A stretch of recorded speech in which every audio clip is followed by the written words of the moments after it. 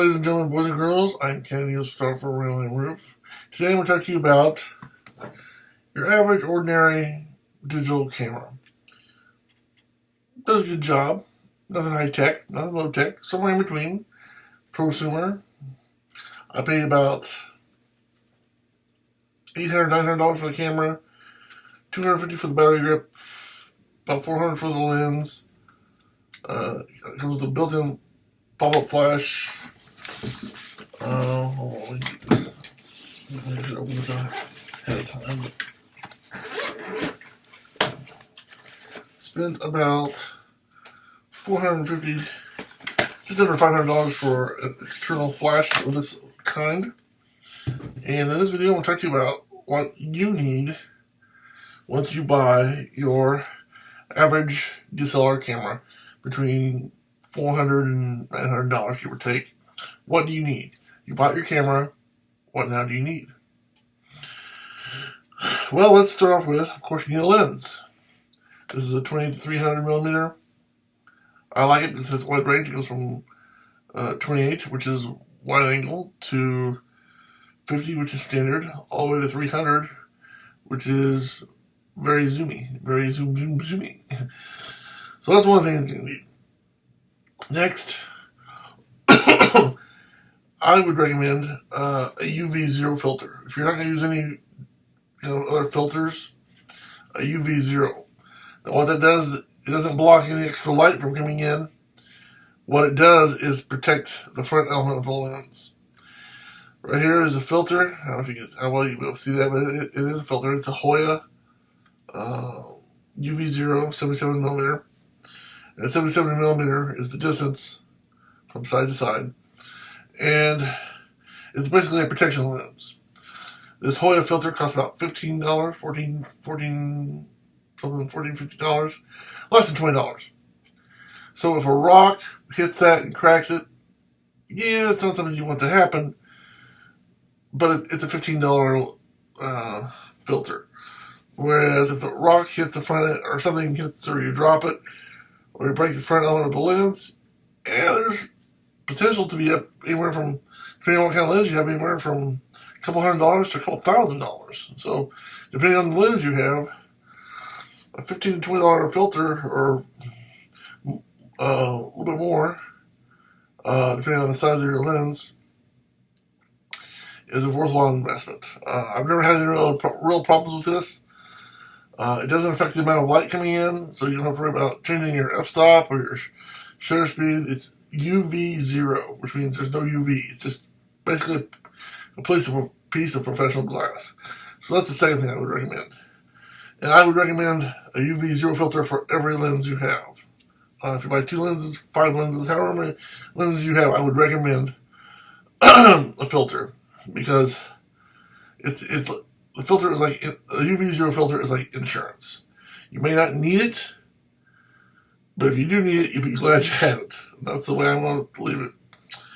The next thing I would recommend would be an external flash. Now, it wouldn't have to be this big, obviously. This is a high-end professional lens, flash. There are newer ones and better ones and faster ones, but this is pretty good. It served me very well for many years. And it has a built-in pop-up thing. It's got some other stuff too. So it's a really nice flash.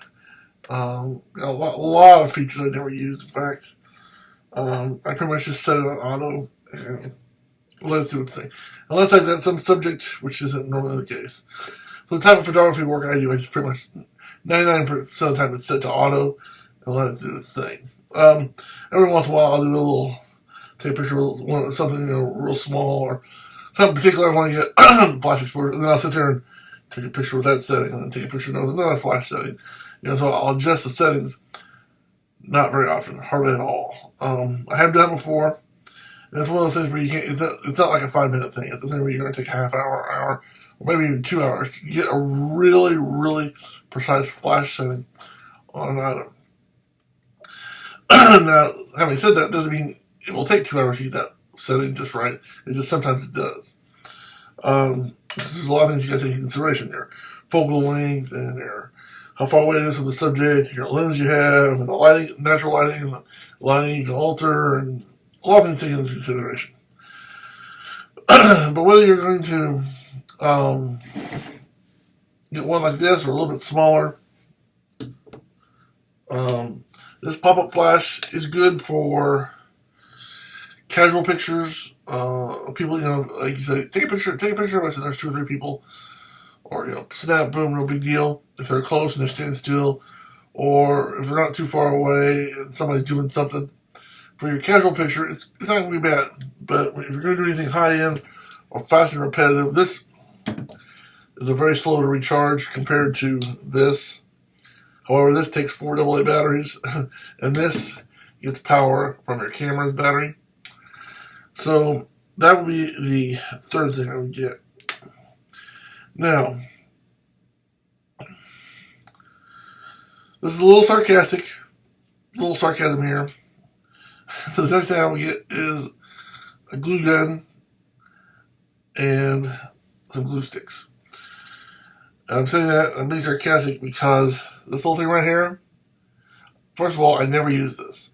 Video out to a TV, I've used one time, and that's when I first got it, just to try it out. It's got a remote control, where you can plug in a remote control, never use that. A digital out port to TV, never use that. Now for some people that might be a little bit different. But for me, after time, this little flap right here, because it's cheap plastic. It's cheap plastic. It just broke. So I was like, how do I fix it? And then I thought, I'll take a glue gun, feel the inside with that, the glue gun stick, push it on there, hold it down, let it cool. And since I've done that, I did that about half a year ago. Since I never use it, I don't miss those features. I don't use any of these features. And since I glue gunned it down, it makes the camera more sturdy because I can hold on to it and it's not going anywhere. Now, obviously, I wouldn't glue gun it before if I need to use these ports, or if the thing hadn't broken, I wouldn't glue gun it, obviously. But taking some glue gun, I glue gun and glue gun it down if it breaks. In my case, to be the thing to do. So, just a little option. Of course, before you can start taking pictures, you're going to have a CF card. In my case, a CF card, 8 gigabytes, 133 times compact flash. Since this is not a fast camera, 133 times card is more than enough. Unless you're getting into cameras like the 1DX or 1DC, or maybe even the 5D3, or not the 5D3, 5DS, 5DSR, or 5D Mark III, that's what I'm trying to say, Mark III, or Mark II. Cameras like that, unless you're really into that, or if you're Nikon or Sony shooter, cameras like the 4D or the 4DS, or now 5D, or unless you're into sports or wildlife where you need really fast card, this is more than adequate. Now, of course, if you're going to shoot 4K video, you're going to need 1,000 times card. But this camera doesn't even do video, so it's not a big deal. But for this camera, 8 gigabytes is a lot of room. I've never been in this assignment where I filled up 8 gigabytes. And 133 times is more than enough for this. Do I wish it was bigger? Yeah. Do I wish it was faster? Yeah. But I think I paid this was pretty new when I bought it. It was like $45. Of course, now you can get one of these for about $5 or $6. It's a big deal. But at the time, 8 gigabytes at 133 times speed was pretty fast. Now it's nothing. So these are readily available, made by different companies. So that's something you've got to have before you start taking pictures, as far as accessories. Now, whether you want to carry more than one of those cards,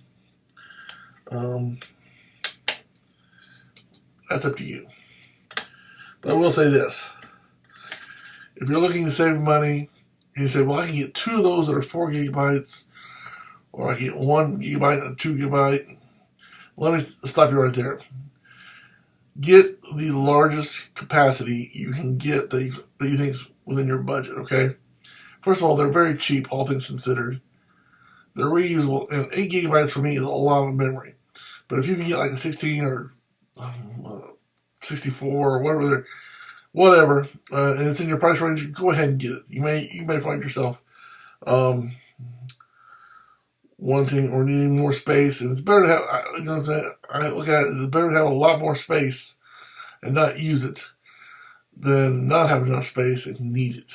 So, always want to have plenty of space. And again, nowadays, the cards aren't that expensive when you take into consideration everything here. Like, that card is the cheapest part of the camera, except for maybe the UV zero filter. And my screensaver kicked in,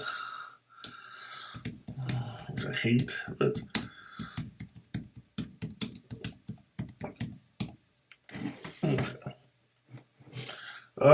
we talked about, kind of. The next thing is that you're going to want to get, in my opinion, is a battery grip. As you can see here, the camera is silver. From here, this below here is an additional accessory, the battery grip. There's a place for a battery right in here. But normally the battery would fit like right here. But what it does is the battery grip has a piece that goes up into that. And then the batteries are right here, okay? And I'll open this up here and show you. So instead of one battery, you can carry two. Now, there's several things I want to talk to you about this. One is, I like having more than one battery. That's cool. It means I don't have to change my batteries as often. Secondly, from an aesthetics point of view, it makes your camera look more professional because it does have that grip on the bottom. It's a little bit bigger than the normal camera. People notice that it just makes your camera look more professional. Thirdly, if you shoot vertical pictures, it just makes it so much easier to have instead of how you've got these buttons up here, but to do it when you shoot horizontally. But if you do vertical, it's to have the extra set of buttons right here. Very convenient. I was afraid before I got the battery grip that I would accidentally be doing something up here and would accidentally hit the buttons down here. It doesn't happen. I was really afraid of that. I was afraid that I'd be sitting up here trying to do this, and my fingers or something would wander down here and accidentally hit one of these buttons, or trip the dial or do whatever. You can't even do that if you want. I mean, it takes for me to hold it like this and try to put my finger. It's hard to do. I mean, I gotta sit here and try to think about doing it. Because my finger doesn't want to reset when it's not natural. So you don't have to worry about your fingers. The way they've made it, you don't have to worry about your fingers going places that you don't want them to go and accidentally hitting buttons. In fact, you can even sit down on the table flat and it doesn't hit the buttons. It's done at an angle. It's very well thought out. It adds a little bit of weight, obviously, but it's well worth it. So that is something to take into consideration. Of course, you've always got your tripod mount.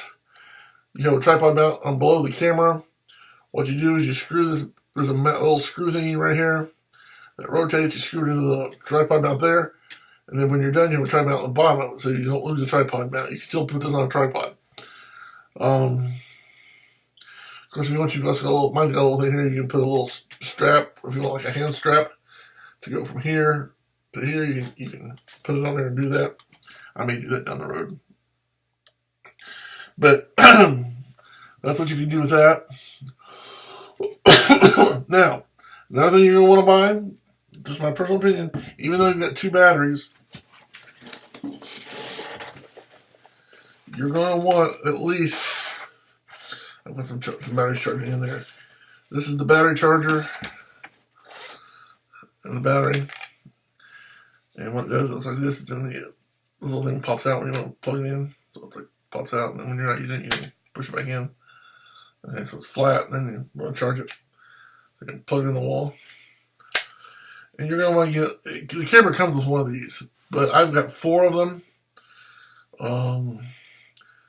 And they're I would recommend getting at least 2 of them.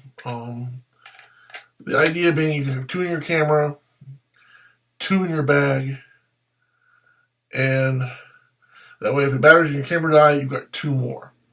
Well, see, I've gone beyond that. I've got 4 of these. Okay? I've got 4 of these. and 6 batteries. So 2 batteries in the camera plus 4 batteries and four extra chargers. So you always want to have plenty of power. Okay, that's an absolute necessity. You may not have to get.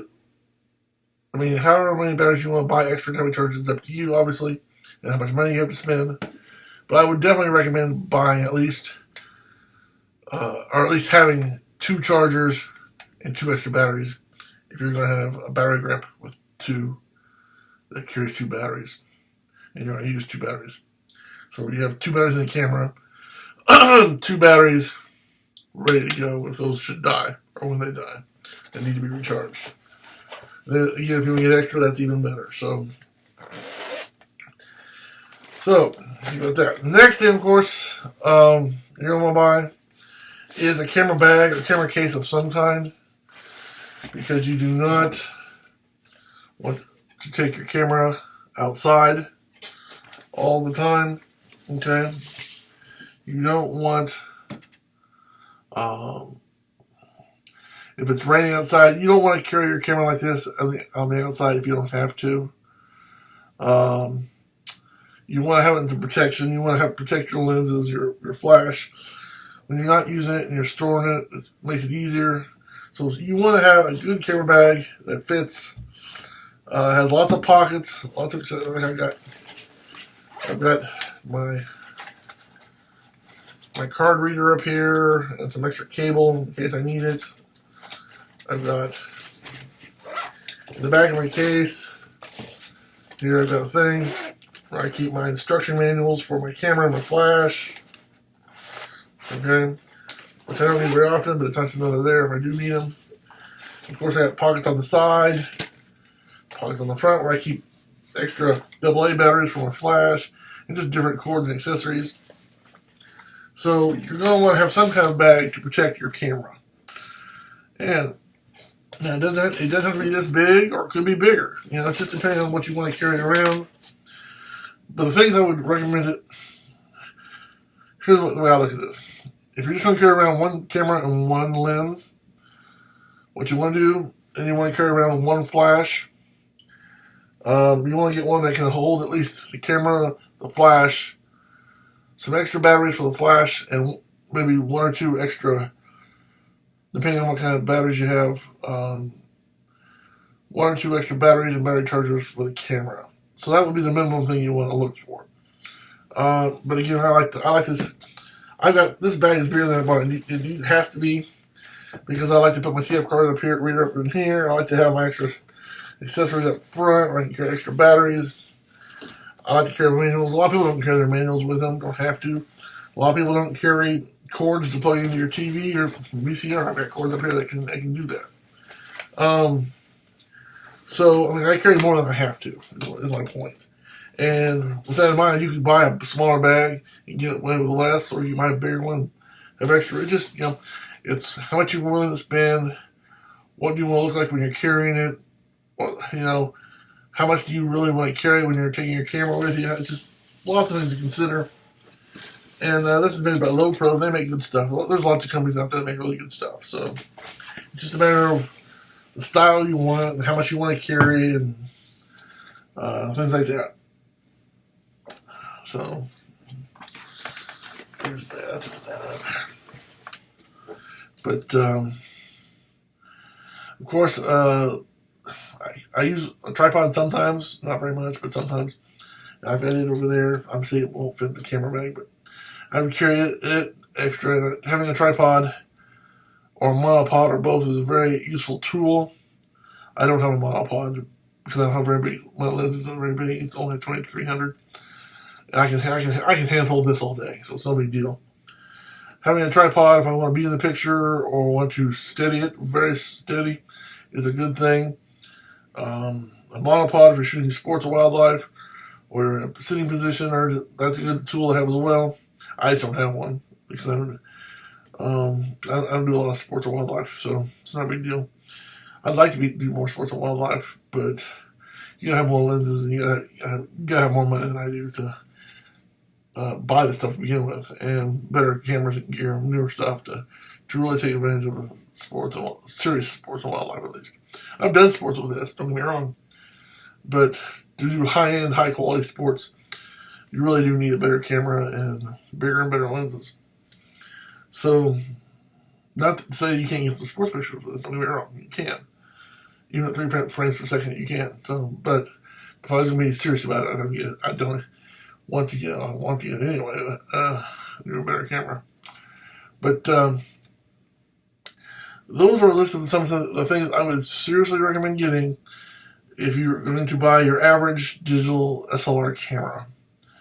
And some of the same things may be true whether you're buying a mirrorless camera or even a few of you who are still thinking about buying a film camera, which I don't know why anybody today is buying a film camera from a point of view of the cost. And the reason I say that is because digital and film is so much more expensive. I mean, the cameras for both, depending on how high end you go, at least in the medium range, are going to be approximately the same as far as the lenses and the cameras. Unless you go high-end film camera, the middle ground cameras are going to be about the same price. What's going to be different is you got to buy the film, you got to process the film, and if you want prints, you got to make prints. I mean, it's so much more work, so more cost. Believe me, when I started photography, it was film. Everything was film. There wasn't digital. At least it was digital to the consumer. As soon as I could afford digital, I got it. I've never looked, but I would never go back to film. Never. No reason to. But those are some of the accessories, and if you are shooting film, they're probably some of the same accessories you might get for film as well. For those of you, and I'm gonna be honest, I'm gonna say right now, if you're shooting film, I think you're stupid. I mean, I can't. With exceptions of maybe, unless you're shooting holographic work, or holography, where you have to have film, or maybe some specialized situations. There's no reason you should be shooting film, for the most part. Digital's the way to go. With that in mind, some of the same stuff that works with film does work. A lot of it does work with, or works with digital. Does also work with film. So that's how I would set up, or some of the things I would get. Now, a lot of photographers obviously are going to want to get more than one camera body, or